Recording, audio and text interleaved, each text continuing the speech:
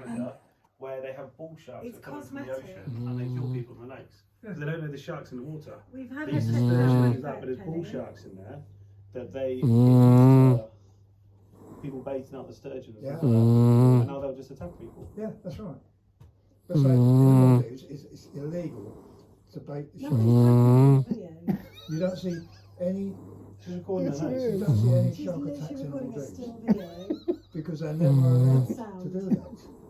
So they don't associate humans Those are the best videos. with food.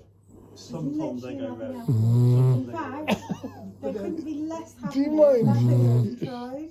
You're ruining. Have you not seen the? You're ruining the stories of YouTube some mess of the- this some of the video. orcas? Yeah, well, the orcas, There's stories of them that spend 20 years being trained and being perfectly well behaved doing the show. Something happened that way. Yeah, they kill 3 people.